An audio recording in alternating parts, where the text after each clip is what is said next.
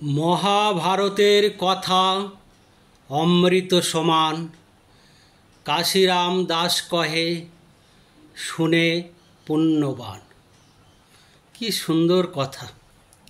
আমরা ছোটবেলা থেকে বাবা ঠাকুরদাদের মুখে প্রত্যেক বছর, বিশেষ করে কার্তিক মাসে রামায়ণ মহাভারত পাঠ করতে শুনেছি। তখন এই সমস্ত পড়া একটা সুন্দর সুরালা ছন্দে আমরা পড়তে শুনেছি এবং ধীর গতিতে। তাহলে আমরা এই লেখাগুলো বুঝতে পারছি যে এটা একটা সুরে পড়তে হয় এবং পড়ার গতি ধীর। এই ধরনের লেখাগুলোকে আমরা পয়ার ছন্দ বলি, অর্থাৎ ৮, ৬, ১৪ মাত্রায় লেখা। যেমন মহাভারতের কথা, এটা প্রথম পর্ব। এই পর্বে ৮ মাত্রা আছে। অমৃত সমান, এটা দ্বিতীয় পর্ব, এখানে আছে ৬ মাত্রা। এই প্রথম পংক্তি সাথে দ্বিতীয় পংক্তি কাশিরাম দাস কহে শুনে পুণ্যবান। অমৃত সমানের সাথে পুণ্যবানের একটা অন্তমিল দিয়ে ২ লাইনে একটা করে চরণ তৈরি করা হয়েছে।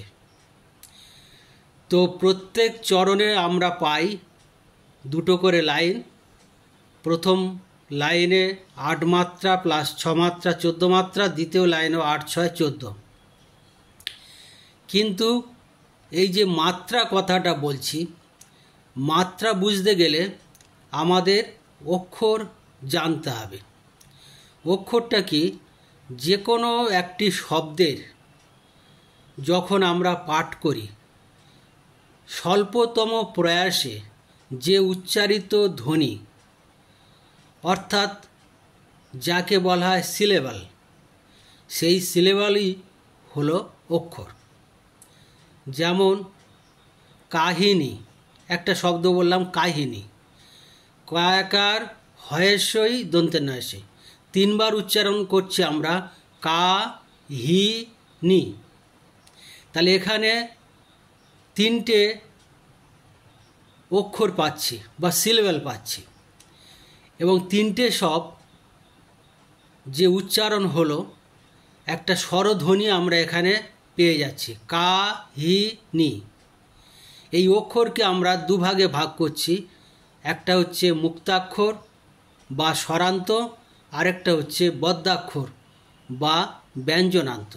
তা কাহিনী 3টে ধ্বনি, 3টে সিলেবেল, সবই মুক্তাক্ষর। আমি আরেকটা উদাহরণ দিচ্ছি, যেমন আমাদের, আ মা দের, এও 3টে সিলেবেল আছে, কিন্তু আ এবং মা মুক্তাক্ষর অর্থাৎ স্বরধ্বনি উচ্চারণ হচ্ছে, আর দের শব্দটি লাস্টে দেখুন ব্যঞ্জন ধ্বনি উচ্চারণ হচ্ছে, অর্থাৎ এটা বদ্যাক্ষর। এটা এই যে অক্ষরবৃত্তের একটা নিয়ম আছে যে মুক্তাক্ষর সবসময় ১ মাত্রা, আর বদ্যাক্ষর যদি কোনো শব্দের প্রথমে এবং মাঝখানে বদ্যাক্ষর হয় তাহলে ১ মাত্রা করে পায়, আর শব্দের শেষে বদ্যাক্ষর হলে ২ মাত্রা পায়। তাহলে আমাদের, আ মা দের, এই দের শব্দটা বদ্যাক্ষর, কিন্তু এটা শব্দের শেষে আছে। সুতরাং দের শব্দটা অক্ষরবৃত্তের নিয়ম অনুযায়ী ২ মাত্রা পাচ্ছে। তাহলে আ যুক্ত মা যুক্ত দের, আ আর মা মানে মুক্তাক্ষর ১ মাত্রা করে পাচ্ছে, আর দের যেহেতু শব্দের শেষে, সুতরাং এই বদ্যাক্ষরটা ২ মাত্রা। সুতরাং আমাদের এই শব্দটা আমরা ৪ মাত্রা পেয়ে গেলাম। এখন আমাকে একটু দেখে নিতে হবে যে যে দু লাইন আমি পাঠ করেছি তার মধ্যে ৮, ৬, ১৪ মাত্রা আছে কিনা। যেমন মহাভারতের কথা, এখানে এই প্রথম পর্ব, দ্বিতীয় পর্বে অমৃত সমান। তাহলে মহা, ম যুক্ত হা যুক্ত ভা যুক্ত র যুক্ত তের। তাহলে ম হা দুটো সব মুক্তাক্ষর এক মাত্রা করে, ভা মুক্তাক্ষর, র মুক্তাক্ষর এক মাত্রা করে, তের বদ্যাক্ষর। কিন্তু ভারতের শেষে আছে বলে তেরটা দু মাত্রা হচ্ছে। আর ক থা, ক মুক্তাক্ষর, কয়ের সাথে অ উচ্চারণ হচ্ছে ক, থা থায়ের সাথে আ উচ্চারণ হচ্ছে, মানে মুক্তাক্ষর। সুতরাং কথা হলো ১, ১, ২। তাহলে মহাভারতের কথা আমরা পেয়ে যাচ্ছি কত? ৮ মাত্রা। আর অমৃত সমান, অমৃত, দেখুন শব্দের প্রথমে আমরা বদ্যাক্ষর পাচ্ছি, অম, অম, রি তো। তাহলে অম শব্দের প্রথমে বদ্যাক্ষর। তাহলে অক্ষরবৃত্তের নিয়ম অনুযায়ী শব্দের প্রথমে এবং মাঝখানে যদি বদ্যাক্ষর থাকে তাহলে এক মাত্রা পায়। তাহলে অম এক মাত্রা, রি মুক্তাক্ষর এক মাত্রা, তো মুক্তাক্ষর এক মাত্রা। তাহলে অমৃত এই শব্দটা আমরা পাচ্ছি কত? ৩ মাত্রা। অম বদ্যাক্ষর হওয়া সত্ত্বেও যেহেতু শব্দের প্রথমে আছে তাই এক মাত্রা, রি তো অমৃত ৩ মাত্রা হয়ে গেল। সমান, স মান, শব্দের শেষে কিন্তু বদ্যাক্ষর, মান মায়াকার মান। তাহলে আমি স এক মাত্রা হচ্ছে মুক্তাক্ষর, আর মান শব্দের শেষে বলে ২ মাত্রা, তাহলে সমান হলো ৩ মাত্রা।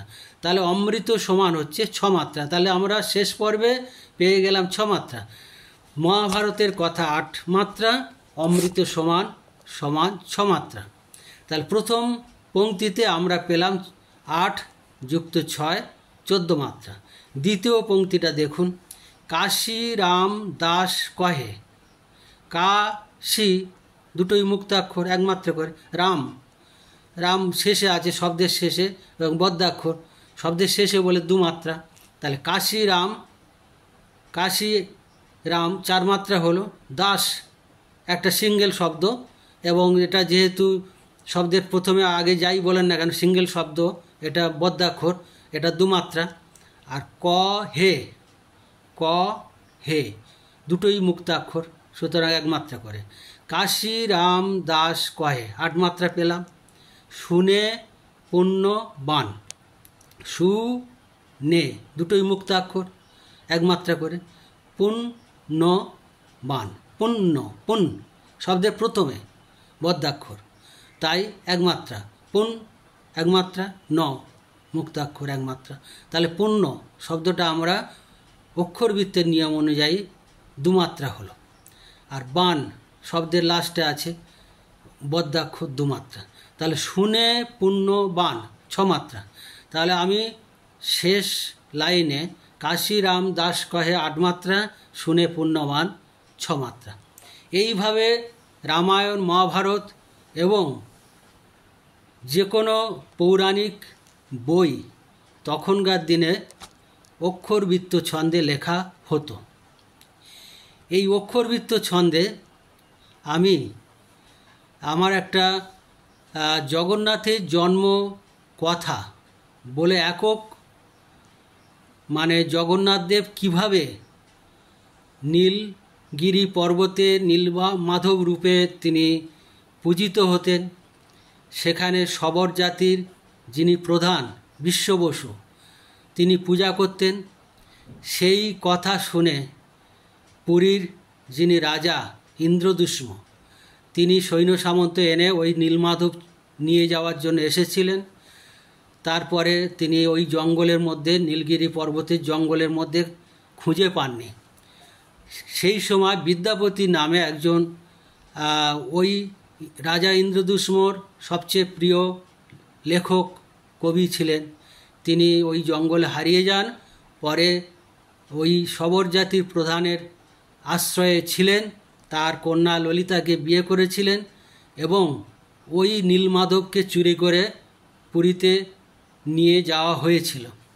কিন্তু পুরীতে পূজা হওয়ার আগে এই যে শবর জাতির যিনি প্রধান বিশ্ব বসু, ইনি এত ভক্ত ছিলেন, তার কান্না সাড়া দিয়ে নীলমাধব রাজা ইন্দ্রদুষ্মকে খুব স্বপ্নাদেশ দিলেন যে আমাকে ফেরত দিয়ে এসো, আমি কাষ্ঠরূপে এখানে অবস্থিত হব, তুমি মন্দির তৈরি করো, মন্দির করার পরে আমি কাঠের রূপ নিয়ে দারু ব্রহ্ম রূপে অবতার হব।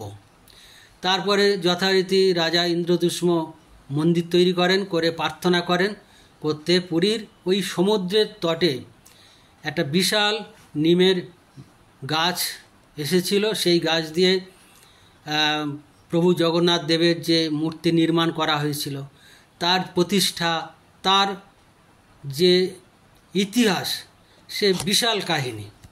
সেই কাহিনীটা আমি এই অক্ষরবৃত্ত ছন্দে একটা কাব্যগ্রন্থ হিসাবে লিখেছিলাম।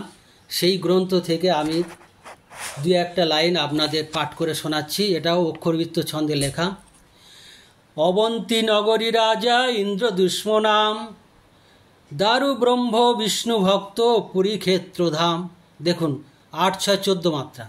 অবন্তী নগরী রাজা 8 মাত্রা, ইন্দ্রদুষ্ম নাম 6 মাত্রা, দারু ব্রহ্ম বিষ্ণু ভক্ত 8 মাত্রা, পুরী ক্ষেত্রধাম 6 মাত্রা। তাহলে প্রথম চরণের সাথে দ্বিতীয় লাইনে মিল দিয়ে আমাদের একটা করে ছন্দ লিখতে হচ্ছে। পরের লাইনে দেখুন, ভরত তাহার পিতা জননী সুমতি, মহারানী স্ত্রী গুণ্ডিচা অতি ভক্তিমতী। এইভাবে 8, 6, 14 মাত্রায় অক্ষরবৃত্ত ছন্দ লেখার নিয়ম। তো আজকের এই অক্ষরবৃত্ত ছন্দ সম্পর্কে একটা আলোচনা করলাম। পরবর্তীকালে ছন্দ নিয়ে নিশ্চয়ই অন্য কোনো বিষয়ে আবার আলোচনায় আসব। নমস্কার, ভালো থাকবেন, ধন্যবাদ।